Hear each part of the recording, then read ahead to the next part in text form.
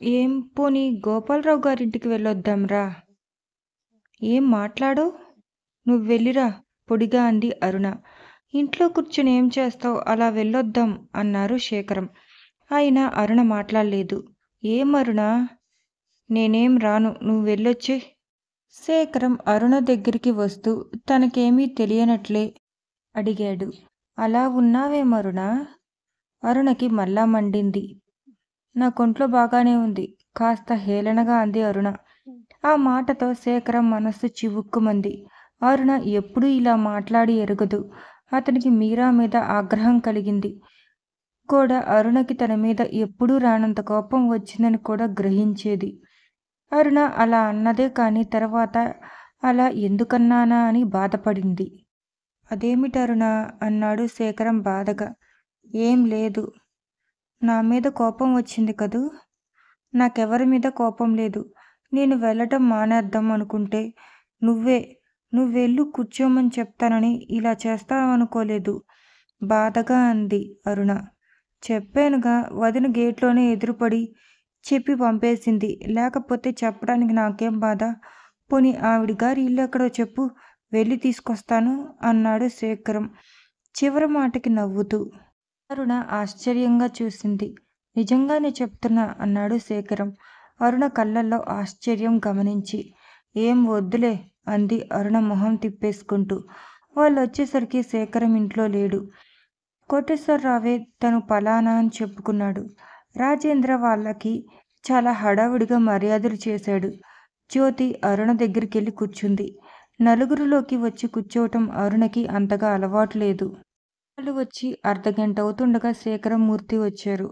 కోటేశ్వరరావును చూసి శేఖరం తెల్లబోయాడు. ఆయనలా ఇంటికి రావటం ఏమాత్రం ఇష్టం లేకపోయినా పైకి నవ్వుతూ పలకరించాడు. ఊళ్ళోనే ఉన్నావా? ఈ మధ్య కనపడకపోతే ఊరెళ్ళావేమోననుకున్నాను అన్నాడాయన. ఊళ్ళోనే ఉన్నానండి. ఏదీ ఈ పనులతో ఊపిరి ఆడటం లేదు. గోపాలరావుకి ఇంకా పూర్తిగా ఆరోగ్యం చేకూరలేదు కావాలనే అన్నాడు శేఖరం. గోపాలరావు పనులు ఇతను చూస్తున్నాడు. ఈ మాట ఆయన నెత్తి మీద పిడుగులా పడింది. గోపాలరావు అంటే కె గోపాలరావు కదూ, ఎరువుల ఫ్యాక్టరీ యజమాని. అనుమాన నివృత్తి కోసం అడిగాడు. దానికి రాజేంద్ర బదులిచ్చాడు. అవునండి, ఆయన మా నాన్నగారు చిన్ననాటి స్నేహితులు. కోటేశ్వరరావుకి ఈ మాటతో గుండె పట్టుకున్నట్టయింది. పైకి నవ్వేస్తూ అన్నాడు. అవును మరి, మనం చెప్పినట్లు పనులు వింటాయా? అవి చెప్పినట్లు మనం నడుచుకోవాల్సిందే. వీలు చూసుకుని ఓసారి రా. మా ఆవిడ నీకోసం రోజు ఎదురు చూస్తుంది. మనిషి ఒకప్పుడు వాటి చెప్పు చేతల్లో మనం ఇరుక్కోకూడదన్న పెద్ద మనిషి. జ్యోతి అరుణ కిందకి దిగి వచ్చారు. అక్కడ మూర్తిగారు కూడా ఉండటంతో అరుణ లోపలికి వెళ్ళిపోయింది. జ్యోతి వచ్చినట్టు శేఖరానికి తెలియదు. జ్యోతి చెప్పక ఆయన ఒక్కాయనే వచ్చాడనుకుంటున్నాడు. తనేదైనా వద్దనుకున్నాడో అదే జరుగుతుంది.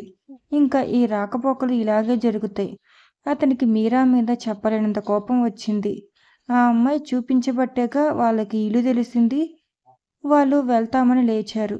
జ్యోతి అరుణ దగ్గరికెళ్ళి మిమ్మల్ని తీసుకెళ్ళటానికి ఎప్పుడు రాను అని అడిగింది. నేను మీరా వస్తాం అంది అరుణ.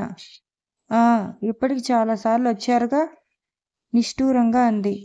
మొన్న మీరా వచ్చిందట, నేను లేను. 2-3 రోజుల్లో వస్తాం. చూస్తాగా, 2-3 రోజులు చూసి నేనే వస్తాను అంది జ్యోతి. అరుణ కూడా హాల్లోకొచ్చింది. జ్యోతి వెళ్ళేటప్పుడు అందరితో పాటు శేఖరానికి కూడా చెప్పింది వస్తా అని. కాస్త ప్రత్యేకంగా తమాషాగా కూడా చెప్పింది. శేఖరానికి చాచి లెంపకాయ కొట్టాలనిపించింది. వాళ్ళు వెళ్ళిపోయాక మూర్తి శేఖరం కూడా బయటికెళ్ళిపోయారు. రాత్రి శేఖరం వస్తూనే అరుణ గదిలోకి వెళ్ళాడు. అరుణ పక్క దుప్పటి దులిపివేస్తోంది. శేఖరం ఎటువంటి ఉపోద్ఘాతం లేకుండా అన్నాడు. అరుణ, నువ్వు వాళ్ళింటికి వెళ్ళనక్కరలేదు. హఠాత్తుగా అతను అలా అనేస్తే చిరాగ్గా అన్నది. ఏమిటో కూడా అర్థం కాలేదు అరుణకి. ఏమిటి అంది ఇటు తిరుగుతూ. అదే, సాయంత్రం కోటేశ్వరరావు అమ్మాయి నిన్ను రమ్మని ఆహ్వానించిందిగా, వెళ్ళనక్కర్లేదని చెప్తున్నాను. ఇదండి పార్ట్ 12. మీకు కనుక నా వీడియో నచ్చినట్టయితే please like, share, comment and subscribe my channel. Thanks for watching my video.